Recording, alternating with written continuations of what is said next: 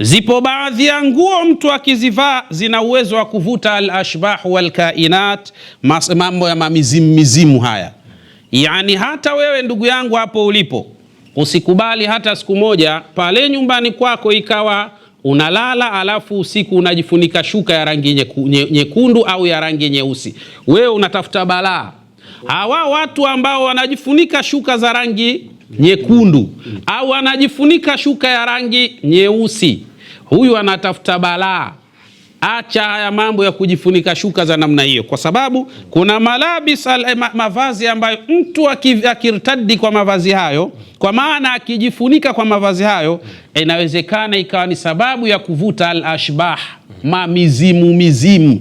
Zipo nguo mtu akivaa basi anakuwa anavutia sana, anapendeza, kila mtu akimuona anamuhitaji, kila mtu akimuona anavutiwa naye. Basi ndo hivyo zipo baadhi ya nguo ambazo ukivaa kila anayekuona anakuchukia, alafu unashangaa, kwani mimi nimemfanya nini huyu? Hakuna hata alichomfanya, ni aina ya vazi ambalo uliolivaa. Ndio maana Mtume akasema, mnapotaka kuvaa nguo mpya basi muombeeni Mwenyezi Mungu kheri zake, na muombe Mwenyezi Mungu Subhanahu wa Ta'ala akulindeni kutokana na shari za nguo hizo mpya katika hali za namna kadha. Miongoni mwa rangi bora inayotakiwa wewe kuvaa al-alwanul abyad, nguo za rangi nyeupe, hizi ni bora sana. Lakini wal asfar, na nguo za rangi ya manjano, bora sana. Wal azraqu, na nguo za rangi ya kijivu, bora sana.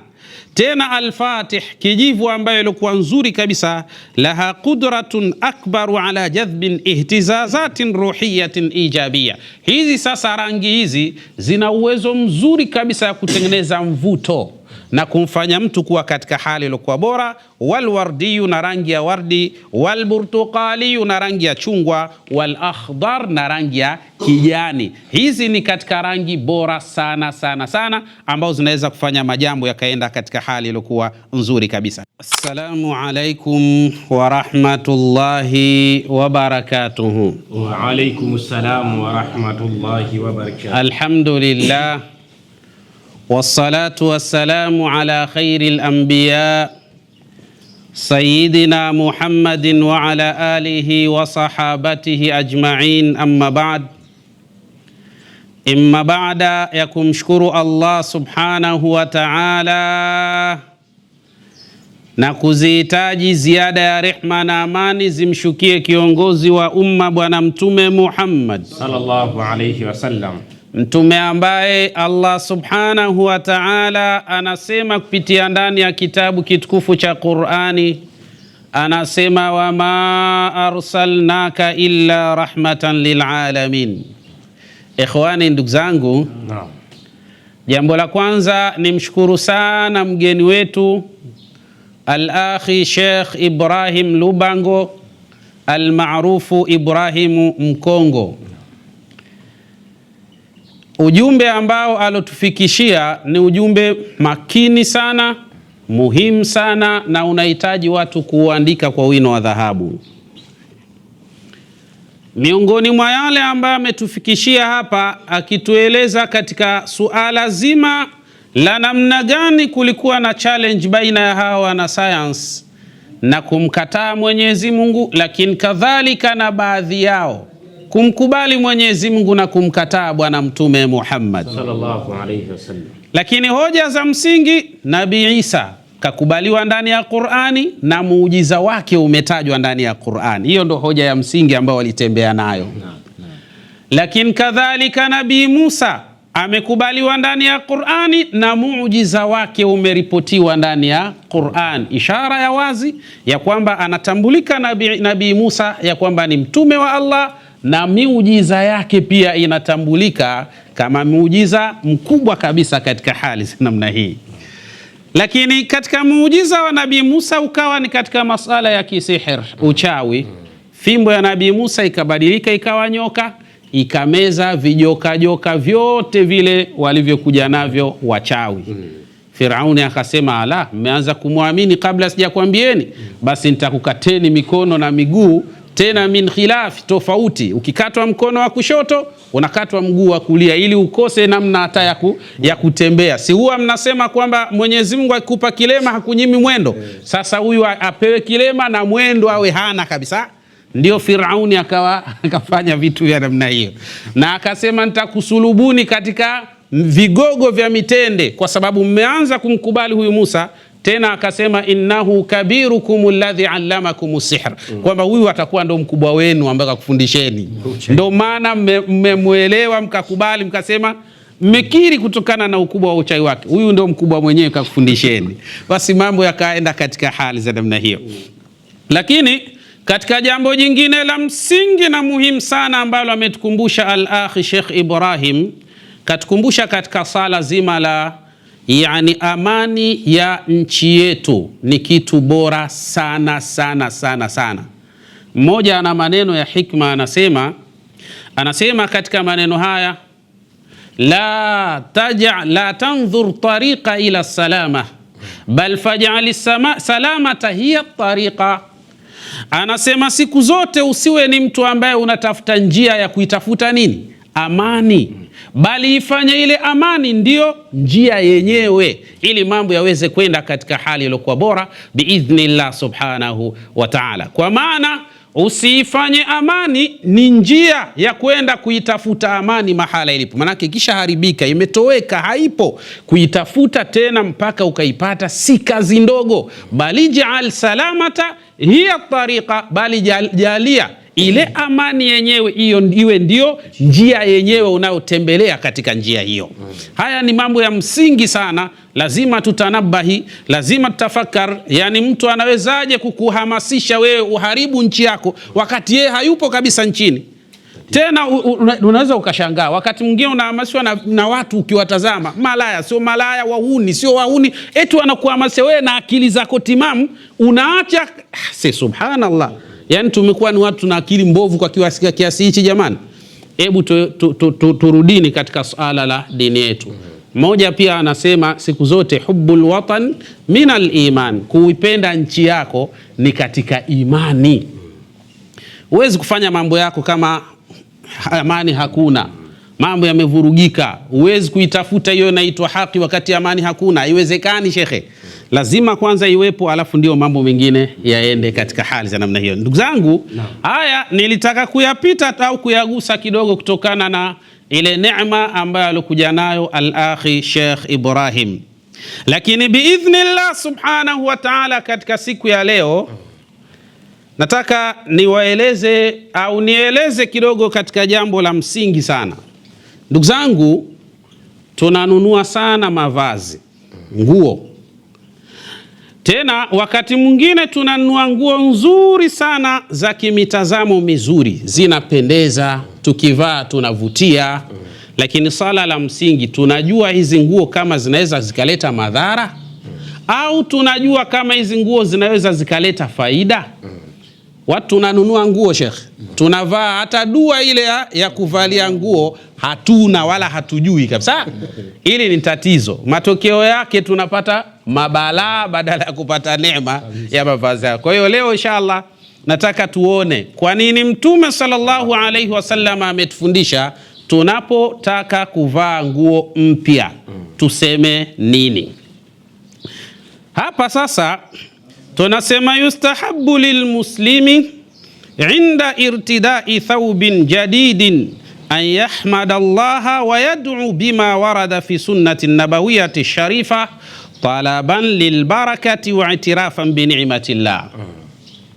Ya kwamba inasuniwa, ni jambo la sunna na ni jambo zuri linalopendeza, inda irtidai thawbin jadidin, wakati mwanadamu anapokwenda dukani akanunua nguo mpya, anapotaka kuivaa ile nguo mpya, an yahmida Allaha wa yad'u bima warada fi sunnati nabawiyya, kwanza amshukuru Mwenyezi Mungu subhanahu wa ta'ala. Yani ukienda dukani ukanunua nguo ukaja nayo nyumbani, wakati unapotaka kuivaa kwanza inatakiwa useme alhamdulillahi rabbil alamin. Kisha baada ya hapo, wayad'u, na aombe dua huyu mtu wakati anavaa ile nguo, bima warada fi sunnati nabawiya, katika dua ambazo zilizoelezwa kupitia katika sunna ya Bwana Mtume Muhammad sallallahu alayhi wasallam, talaban lilbaraka. Sababu ya kufanya hivyo ni nini? Kusema alhamdulillahi rabbil alamin, lakini kadhalika na kuomba dua miongoni mwa dua zilizoelekezwa kisharia. Sababu yake ni nini? Talaban lilbaraka, kwa ajili ya kutafuta baraka ya nguo hizo. Yani ukizivaa zile nguo, Mwenyezi Mungu azijalie ziwe na baraka.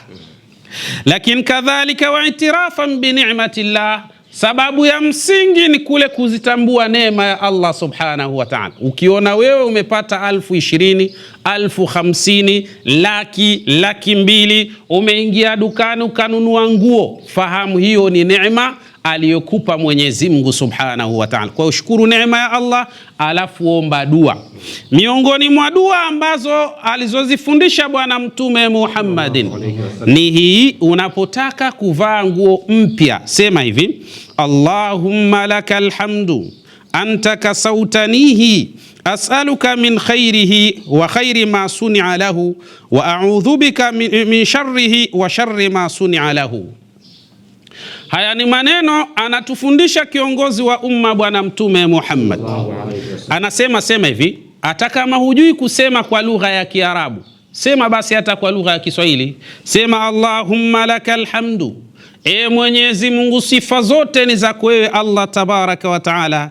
Anta kasautanihi, wewe ndio Mwenyezi Mungu ambaye ulonivisha nguo hii.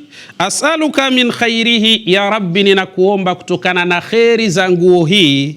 Wa khairi ma suni'a lahu, na kheri ya namna ilivyotengenezewa nguo yenyewe. Ya Rabbi nakuomba kheri yake kwa hurma na utukufu wako ya Allah ya Rabbal alamin. Lakini wa a'udhu bika min sharrihi, na nakujilinda kwako wewe Mwenyezi Mungu kutokana na shari ya nguo hii niloinunua. Wa sharri ma suni'a lahu, na shari ya namna ilivyotengenezewa nguo yenyewe. Hapa kuna vitu viwili ndio nataka tuvitazame haraka haraka. Kwanza nguo, alafu pili kuna kheri katika nguo, na tatu kuna shari katika nguo. Sasa inakuwaje hii? Nimekwenda dukani nikanunua nguo, alafu Mtume anasema tumuombe Mwenyezi Mungu kheri ya nguo hiyo, alafu tujilinde kwa Mwenyezi Mungu kutokana na shari ya nguo hiyo. Kwa hiyo kumbe katika kununua nguo ni kheri, lakini katika kuivaa hiyo nguo ima inaweza ikawa na shari au ima inawezekana ikawa na kheri. Sasa ndio twende tuichambue haya maneno. Kheri ya nguo inapatikana wapi na shari yake inapatikana wapi, kwa mujibu wa maneno ya Bwana Mtume Muhammad sallallahu alayhi wasallam. Ndugu zangu, bila shaka ukimsoma Dr. Ansawi katika kitabu chake Al-Arba'un, mwamba huyu anasema kashafat dirasatun haditha anna shira al-malabis bishaklin usbu'i yumkinu an yusahima fi raf'i hormoni saadat lada nisa. Kwanza hapa ifahamike vizuri, wakati tunakwenda kuona shari na kheri zinazopatikana katika nguo, tafiti zimefanywa, tena tafiti zimefanywa katika zama za sasa, zikabaini anna shira almalabis, ya kwamba mtu anapokwenda dukani akanunua nguo nzuri inayopendeza yenye thamani kubwa, bishaklin usbu'i, kwa kila wiki. Kwanza ni jambo bora sana mtu awe na tabia kununua nguo kila wiki ikiwezekana. Kama una fedha, kila wiki nunua nguo mpya, ni jambo bora sana na ni jambo zuri sana. Sio unavaa nguo moja miaka mitatu mpaka ichanike ndio upate fikra ya kwenda kununua nyingine. Kuna watu wako hivyo mzee, yaani mpaka ichanike alonunua ndio anafikiria kwenda kununua nyingine. Kama haijachanika atavaa hiyo hiyo, inapauka yeye anayo tu. We mzee, inapendeza sana kila wiki. Kama una uwezo nunua nguo, mambo yaweze kwenda vizuri. Nakwenda sawa? Lakini yumkin an yusahima fi raf'i hormoni saadat lada nisa. Lakini kadhalika kwa wale ambao tumeoa, tunao wake, inapendeza sana ikiwa Mwenyezi Mungu ametuwezesha katika kila wiki tuwanunulie wake zetu nguo nzuri nzuri za kupendeza na zilizokuwa bora kabisa. Tuwanunulie kila wiki insha Allah biidhnillah subhanahu wa ta'ala. Mzee Nyundo, ununue kila wiki we mzee. Na ukinunua unajua kunatokea nini? Kunatokea mambo yafuatayo. Kuna kheri kubwa inatokea. Kwa nini? Wataalamu na watafiti wakasema kule kununua nguo, hasa kumnunulia mkeo nguo katika kila wiki, kunatengeneza aina ya hormoni saada, yani homoni za mapenzi. Yani mwanamke huyo atakuwa anakupenda sana kama utakuwa unamnunulia nguo nzuri nzuri katika kila wiki. Jiwekee tu utaratibu kila wiki apate abaya yake moja nzuri ya 200,000 au 1,500,000 hivi, hamna hata shilingi 80,000, apendeze, alafu utaona mapenzi yanavyokuwa pale nyumbani. Kitaaluma inaonyesha ya kwamba huyu mwanamke wakati anapopokea zawadi ya nguo hasa kutoka kwa mume wake, mwili wake unatengeneza aina ya hormone inaitwa ad-dopamine. Ndivyo taaluma zinaonyesha hivyo. Ad-dopamine ni homoni ambayo inazalishwa katika sehemu inaitwa al-ghuddatun nakhamia, sehemu ya chini ya ubongo wa huyu mwanamke. Hapa panatengeneza aina ya homoni hiyo. Yufrizu indama tunjizu hadfan ma au tukafiu nafsaka mimma yamnahuka shuuran bil injazi au al fakhri, jambo ambalo takalopelekea homoni inapozalishwa katika mwili wa mwanamama utamfanya huyu mwanamama kwanza kuona raha na kujifakhiri sana kwa mume ambaye ana tabia ya kumnunulia mavazi mazuri mkewe, hasa akitumia fursa ya kila wiki katika kulifanya hilo. Dopamine inamtengeneza anajisi fahari, anajiona mashallah kuwa na mtu huyu sikukosea, nipo na mtu bora na nipo katika mahala panapostahili katika hali za namna hii. Dopamine. Lakini kadhalika kitendo cha kumnunulia mwanamke au mkeo nguo nzuri kabisa na zinazopendeza pia hufungua aina ya hormone nyingine inaitwa serotonin. Serotonin hormonul istiqrar. Hii inafanya huyu mwanamke anatulia sana kinafsi, kwa maana anakuwa ni mtu ambaye nafsi yake inatulia, akiamini na kujua yuko katika sehemu salama, sehemu inayomjali, sehemu inayomchukulia yeye kuwa ni mtu bora sana. Basi kwa kuwa serotonin inazalishwa katika sehemu ya ubongo wake, basi anapata kitu kinachoitwa al-istiqrar, utulivu. Wayamnahu shuura bithiqati walhudui walintima. Lakini wakati huo utamuona ni mtu ambaye anakuwa na hisia kwa mume huyo, lakini kadhalika anakuwa na uaminifu kwa mume huyo, lakini anakuwa na utulivu wa hali ya juu kwa mume huyo. Tununue sana mavazi kwa wake zetu tukitaka wawe na utulivu uliokuwa bora, na tukitaka nasi pia tupate mazuri kutoka kwao biidhnillah subhanahu wa ta'ala. Kama hilo halitoshi, wakati wewe ambaye unapokwenda kumnunulia mavazi huyu mwanamke mazuri, anavaa anapendeza, hii itatengeneza aina ya homoni nyingine inaitwa al-androfina. Al-androfina ni homoni ambayo inauzalishwa katika ghuddatun nakhamia, yuazizu shuura birrahati wan nishwa. Hapa sasa hii homoni inamtengeneza huyu mwanamke, kwanza atakuwa ni mtu ambaye anahisi raha sana kuwa na wewe, anaona raha sana anapojiona yuko pamoja nawe, lakini wanishwa, lakini kadhalika muda wote atakuwa ni mtu anakutamani, anakuonea furaha, anakutaka katika mazingira kama haya. Nunua sana mavazi, utafungua zile kodi za mwanamke katika mapenzi baina yako wewe na mkeo biidhnillah subhanahu wa ta'ala. Na hii kadhalika ina uwezo wa kutengeneza ngozi yake inakuwa nyororo sana. Al-androfin inafanya ngozi ya mwanamke inakuwa nyororo. Ukitaka mkeo apendeze, awe na ladha, awe vizuri, nunua sana mavazi yaliokuwa mazuri mazuri na yanayopendeza. Utaona hii hali inajitokeza sana pale nyumbani kwako. Lakini homoni ya 5 ni homoni inaitwa al-oxytocin.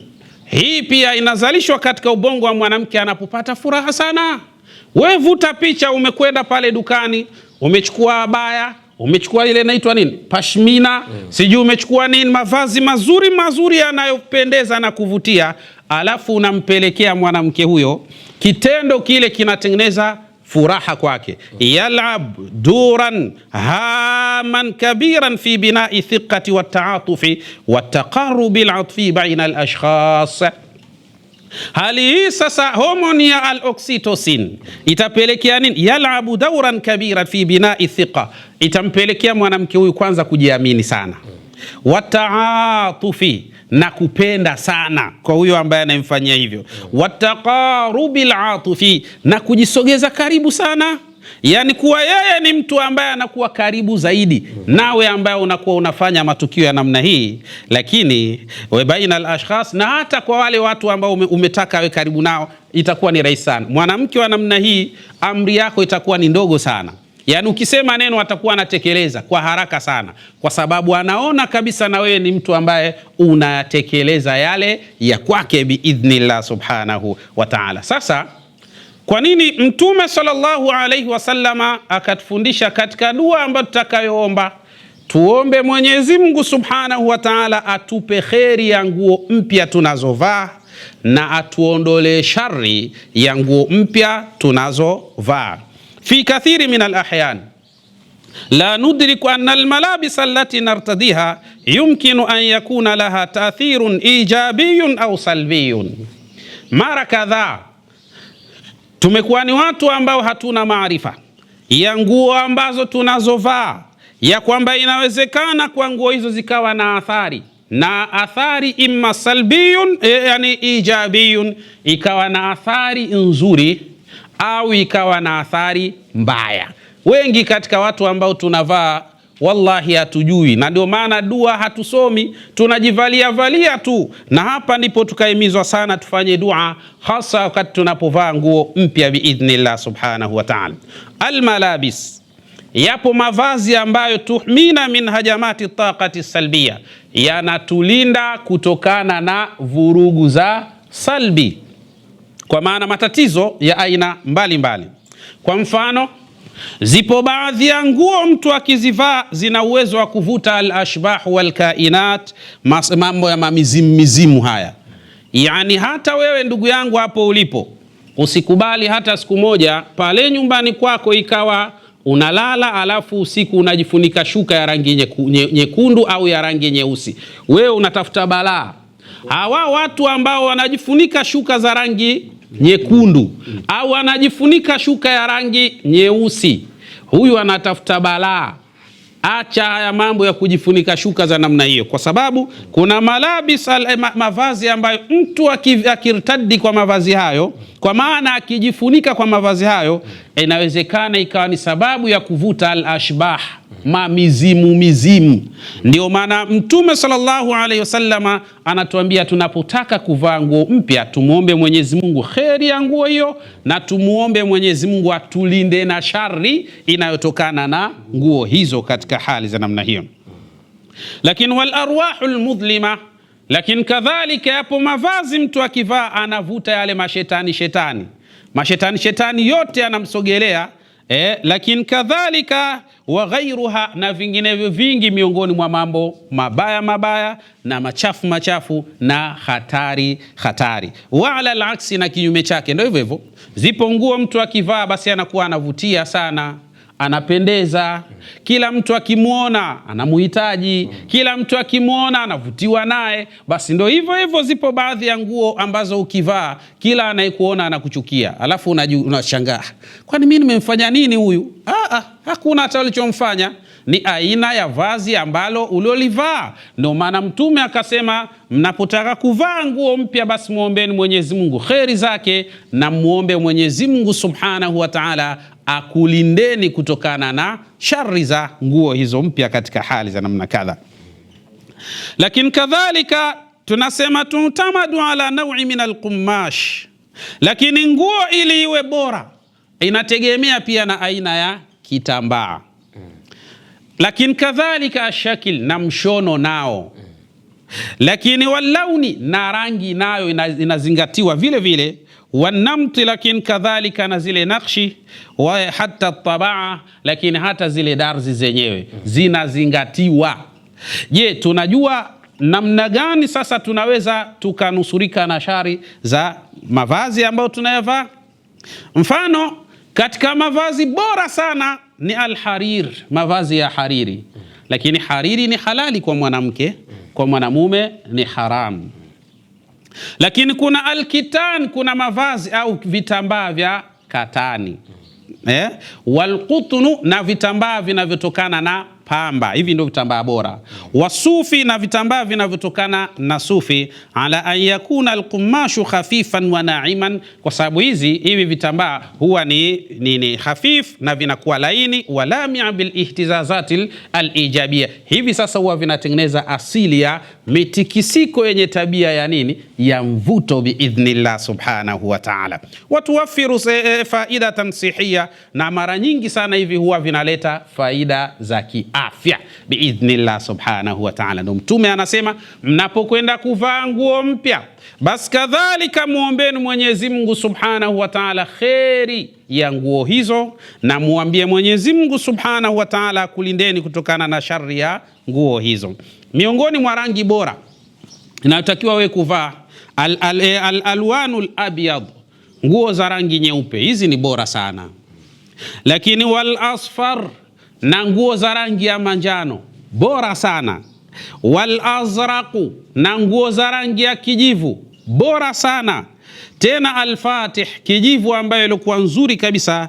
Laha qudratun akbaru ala jadhbin ihtizazatin ruhiyatin ijabia. Hizi sasa rangi hizi zina uwezo mzuri kabisa ya kutengeneza mvuto na kumfanya mtu kuwa katika hali iliyokuwa bora. Walwardiyu, na rangi ya wardi. Walburtuqaliyu, na rangi ya chungwa. Walakhdar, na rangi ya kijani. Hizi ni katika rangi bora sana sana sana, ambazo zinaweza kufanya majambo yakaenda katika hali iliyokuwa nzuri kabisa.